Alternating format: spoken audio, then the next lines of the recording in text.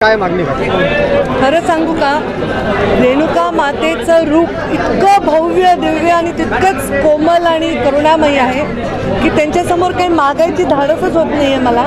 उलट मी देवीचे आभार मानण्यासाठी आले. जे काही देवीने दिलेलं आहे, सगळ्या एवढं नाव दिलं आहे, वडिलांचा वारसा चालवण्याची संधी दिली आहे, इतक्या लोकांची सेवा करण्याची शक्ती दिली आहे, हे कुणाच्या नशिबात आहे?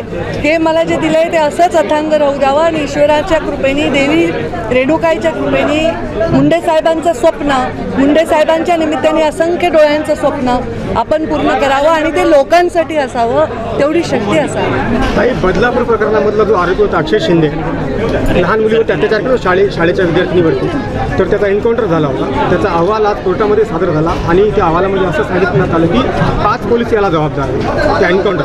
हे पहा, जे कोर्टात सांगितलं आहे त्याला मी काही वेगळं बोलू शकत नाही आणि मला त्याच्याविषयी कुठलीही माहिती नाही, त्यामुळे मी त्याच्यावर टिप्पणी करणं उचित नाही. काही 2 घटना आपल्या राज्यामध्ये ऑनर किलिंगच्या झाल्या. एक लातूरमधली घटना आहे, त्या मुलाची हत्या झाली, म्हणजे तो आधार मारलं, त्याला उपचारादरम्यान त्याचा मृत्यू झाला. आणि जळगावमध्ये कालची एक घटना आहे, मुली आंतरजातीय प्रेम विवाह केला म्हणून मुलीची हत्या झाली. अशा प्रकारच्या घटना या होऊ नये अशी समाज रचना व्हावी. आपण पुढे जायच्या ऐवजी मागे चाललोय. प्रोग्रेसिव्ह व्हायच्या आधी आपण रिग्रेसिव्ह होत चाललोय. आपल्या समाजामध्ये मुलांना, मुलींना त्यांचं जीवन जगण्यापासून कोणी रोखू शकत नाही आणि त्यांचा जगण्याचा अधिकार काढून घ्यावाला आपण ईश्वर नाहीत. तर अशा प्रकारचं जे कोणी वागतंय ते असुरी शक्ती आहे, ते चूक आहे. त्यांना कठीण आणि कठोर शिक्षा झाली पाहिजे. पालकमंत्री पदाबाबत विचारतोय. हा, विचारा. जे विचारल्याशिवाय तुम्ही एवढे वर आल्याचं कसं साधेल? जालना तुमची चॉईस होती का? ऐका, सगळे शांत शांत ऐका. तुम्ही सगळं ऐकाल पण तुमचे लावणारे लावायचं ते लावतील. पण तरीही मी सांगते, मी कुठलीही चॉईस देण्याचं कारण नाही. आत्तापर्यंत माझं राजकीय जे आयुष्य आहे त्याच्यामध्ये मी 1 टर्म मंत्री राहिले 5 वर्ष, तेव्हा मी बीडची पालकमंत्री होते. पण आता जर जे मला मंत्रिपद दिलं ते मी आनंदाने स्वीकारलेलं आहे. मला पत्रकारांनी प्रश्न विचारला की तुम्हाला बीडचं नाही दिलं, तर मी म्हटलं बीडचं दिलं असतं तर नक्कीच आनंद झाला असता. पण जालन्यातही खूप आनंद आहे, लोक आनंदात आहेत. आता शेवटी माझं काम जिथून माझा मतदारसंघ आहे तिथली सेवा करणे.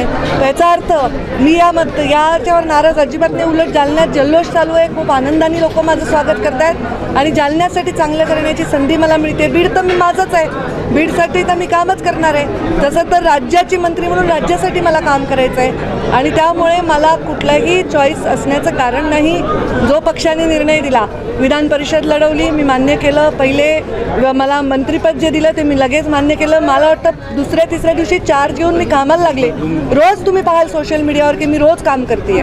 तर मला काम करणं महत्त्वाचं वाटतं. काम कोणतंही मी लहान मानत नाही आणि कोणताही भाग हा माझ्यासाठी तेवढाच आहे. तेवढंच प्रेम करणारे लोक जालन्यात देखील आहेत.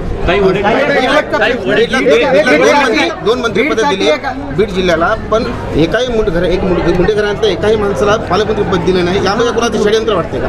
मी असं काही मानत नाही. मी प्रेसमध्ये आधीही म्हणलं होतं, जर अशी कुणाची परिस्थिती असेल आणि असं वाटतंय तर हे मंत्रिपद अजितदादांनी घ्यावं. हे मी खूप आधी म्हणले, तुम्ही रेकॉर्ड काढून बघा. देवेंद्रजी फडणवीस मुख्यमंत्री आणि अजितदादा यापैकी कोणी नेतृत्व स्वीकारलं तर आम्ही त्याचं स्वागतच करणार आणि उलट त्यांच्याबरोबर आम्ही अजून खांद्याला खांदा लावून काम करणार. माझ्या मनामध्ये यत्किंचित मी रेणुका मातेच्या द्वारामध्ये आहे.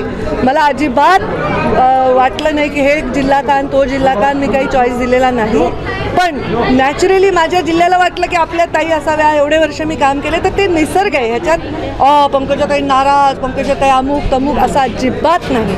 अशा बातम्या लावूनच कृपया बंद केलं पाहिजे. ताई, माझा एक शेवटचा प्रश्न आहे. तुम्ही मसाजूरला गेल्या नाही म्हणून टीका केली जाते, जाणार का तुम्ही मसाजूरला? देशमुख कुटुंबाची भेट घेणार का? मी त्यांची भेट घ्यायचा प्रयत्न केला. मी ह्याच्यावरही इंटरव्ह्यू दिला. त्या परिस्थितीमध्ये त्यांनीच मला विनंती केली की ताई तुम्ही इथे येऊ नये, इथली परिस्थिती वेगळी आहे, आमच्या हातात नाही. आता त्यांची परवानगी घेऊन जाईन असं मी आधीच जाहीर केलेलं आहे. माझ्या जाण्यापेक्षा माझ्या जाण्याच्या आधी न्याय तिथे गेला पाहिजे. मी तिथे जाणं, त्या मृत्यूच्या बद्दल संवेदना बाळगणं हा माझा एक सर्वस्वी वैयक्तिक विषय. त्याचं काही जगासमोर प्रकटीकरण करण्याची आवश्यकता नाही. माझ्या ईश्वराला, मला आणि माझ्या जनतेला आणि देशमुख परिवारालाही माहिती आहे की यामध्ये माझ्या मनात त्यांच्याविषयी पूर्ण सहानुभूती आहे. का नसेल बरं माझी सहानुभूती? का कोणी कोणाला मारलंय तर त्याविषयी सहानुभूती नसेल, तुम्हाला नसणार, जरूर असणार. याच्यामध्ये प्रश्नचिन्ह कशाबद्दल? भावासाठी साकडं घातलं, काय साकडं घातलं? काही आज कुणासाठीच साकडं घातलं नाही मी. उद्धव ठाकरेंना शेवटचा प्रश्न आहे. बीडसाठी अभिमानाची गोष्ट आहे. आज भारताने खो-खोचा सामना जिंकलेला आहे. किती छान प्रश्न विचारला बरं तुम्ही. असे प्रश्नच नाही विचारत, ते काड्यावाले प्रश्न विचारतात. किती छान. मला आज ट्विट केलात ना तो. खूप खूप आनंद वाटला. आणि खो खोमध्ये माझ्या बीडनी एवढं मोठं नाव केलं. माझ्या मनापासून अभिनंदन. अशी बीडमधले मुलं व्हावे, त्यांनी जगात नाव कमवावं, अशासाठी आम्ही कामी यावं, एवढीच रेणुका मातेच्या चरणी प्रार्थना. एबीपी माझा, उघडा डोळे बघा नीट.